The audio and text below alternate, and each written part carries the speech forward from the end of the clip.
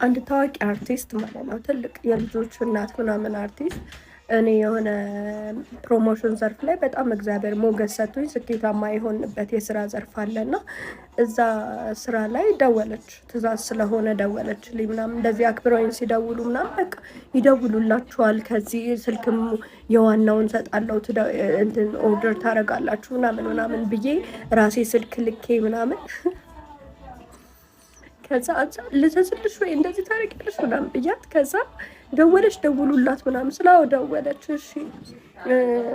ፕሮሞሽኑን ለምን እኔ ያልሰራላችሁ ላይክ ብራንድ አምባሳደር የዛ ስራ እኔ ልስራላችሁ እንዲህ ስላለኝ ምናምን ፕሮፖዛል ምናምን ማስገባት እኔን የሚያካክሉ ልጆች አሏት ደግሞ ኤቭሪ ዲቴል እኔ ማንም ሰው ላይ ቀርቤ አላውቅም ታውቃለች እና በጣም ነው ያዘንኩብሽ የሰው እንጀራ አይበላም እግዚአብሔር ደግሞ የሆነ ስራ ላይ ሞገስ ይሰጥ ነው እንጂ ያለ ሞገስ ማለት ነው የሆነ ሰው ስለሰራው ብትወስዱ አንቆ ነው የሚደፋሽ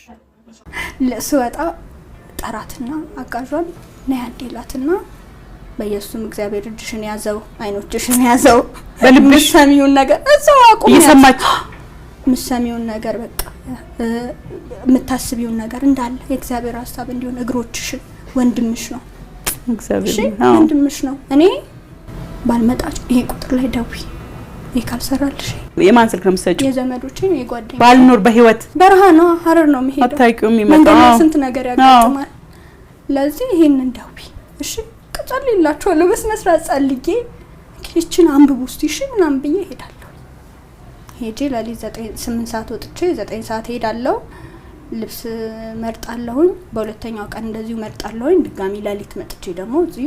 ትሸጫለሁ የፍርድ ቤት ክርክር ስለነበረ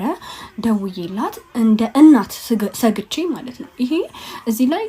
ቤት አጋዥ ላይ ልጄን እየጣልኩኝ ሀረር ሄጄ 2 ቀን ምናምን ልብስ ሰብስቤ መጥቼ እሸጣለሁ ምናምን ያልኩትን እንደ መረጃ ተወስዶብኝ ልጄ እንዳልነጠቅ ስለዚህ አጥፊልኝ አልኳት እንደ እናት ከዛ ኦኬ ምናምን ብላ አጠፋች አሁን በተፈጠረው እንትን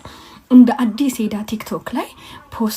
ቲክቶክ ላይ እየቆራረጠች ፖስት አደረገች ፖስት ማድረጉ አይደለም ዩቲዩብ ላይ ማደርጋለች የነገርኳትን ሊያስነጥቀኝ ይችላል ያልኳትን ሪዝን ሰራተኛ ላይ እየጣልኩኝ ልጄን ይሄድ ነበር እነግዳለሁ ምናምን ብላ እሱን በቃል አጋኑ ጽፋ ይሄው አስቀምጥላችኋለሁ ፖስት አደረገችው የዚች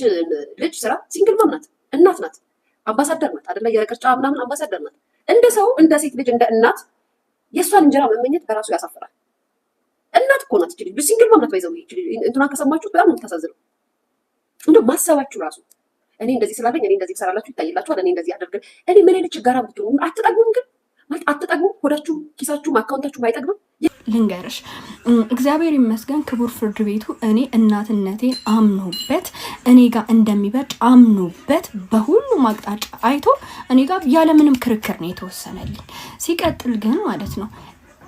ሰራተኛ ላይ ወይ የቤት አጋዥ ላይ ልጅን መተው የተለያዩ ሀገራት እየሄዱ የልጅን ህይወት የራስን ህይወት ለማሸነፍ መስራት እንዲሁም ደግሞ ቀን ከሌት ሰርቶ ህይወትን መለወጥ ወንጀል አይደለም ገነት ንጋቱና አርቲስቱ ላይ ክስ ተመሰረተባቸው። ገነት ንጋቱ ዘንድሮ ነገሮች ከረር ያሉባትም ይመስላል። የኢትዮጵያ ወንጌል አማኞች አብያተ ክርስቲያናት ካውንስል በወንጌላውያን አማኞች መንፈሳዊ ገጽታ ላይ ጥላሸት ቀብተዋል ያሏቸውን ግለሰቦች በህግ እንዲጠየቁ ክስ መመስረቱን አስታወቀ። ካውንስሉ ክሱን የመሰረተው ወይዘሮ ገነት ንጋቱና አቶ አንተነህ ተርቁ ባደረጉት ማህበራዊ ሚዲያ በተሰራጨ ቃለ መጠይቅ ላይ በመነሳት እንደሆነም ተገልጿል። ካውንስሉ ባወጣው መግለጫ እንዳመላከተው በሁለቱ ግለሰቦች መካከል በተደረገው ቃለ ምልልስ ላይ ለአማኞቹ ማህበረሰብ ካላቸው ጥላቻ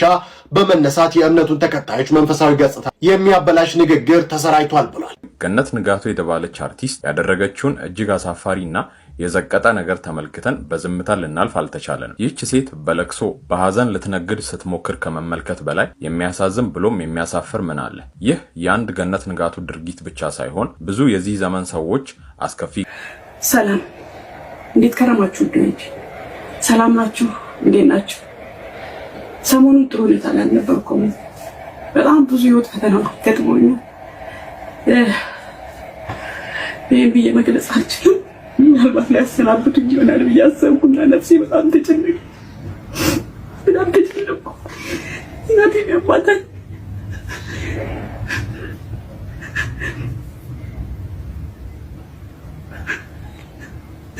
ደረሱኝ። እንደዚህ ባዶነት ተሰምቶኝ አያውቅም።